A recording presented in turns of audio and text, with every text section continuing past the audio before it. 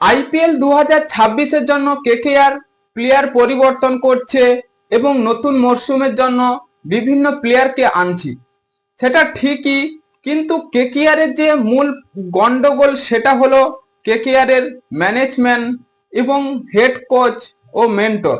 সেই কেকেআর এর মেন্টর এবং হেড কোচকে পরিবর্তন করতে হবে, পুরোপুরিভাবে ছাঁটাই করতে হবে এই দুজনকে।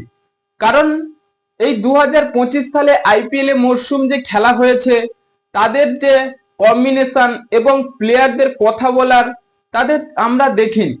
মেন্টর সেই ডুয়েন ব্রাভো, টি-20 সব থেকে বেশি লিগ খেলেছেন এই ডুয়েন ব্রাভো।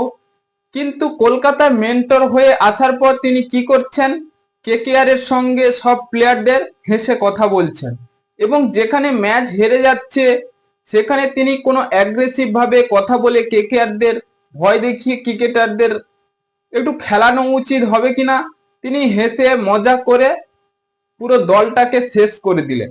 এবং কেকেআর এর যে হেড কোচ সেই চন্দ্রকান্ত পণ্ডিত স্যার, আপনি কি করছেন, কোনোভাবে ক্রিকেটারদের কথা বলছেন না। এবং যেখানে আইপিএল এ ব্রেক টাইম অর্থাৎ স্ট্র্যাটেজি টাইম আউটের সময় অন্য অন্য কোচরা কি করেন, ক্রিকেটারদের সঙ্গে এসে কথা বলেন এবং কিভাবে খেলাটাকে করতে হবে, কোন বোলিং দিয়ে বল করাতে হবে, তিনি কি করছেন, ডাগ আউটে বসে আঙুল কামড়াচ্ছেন।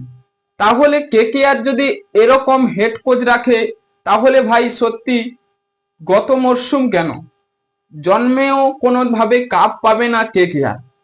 তাই কেকেআর এর এই দুজনকে পরিবর্তন করতে হবে, তবেই কেকেআর পরের বছর চ্যাম্পিয়ন হোক বা 4 নম্বরে গিয়ে তারা শেষ করতে পারে। হ্যাঁ বন্ধুরা, আপনাদের কি মনে হয়, কেকেআর প্লেয়ার কিনবে না এই হেড কোচ এবং মেন্টর এর দুজনকে পরিবর্তন করবে?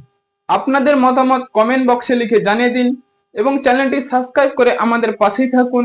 ভিডিওটি শেষ পর্যন্ত দেখার জন্য আপনাকে অসংখ্য ধন্যবাদ।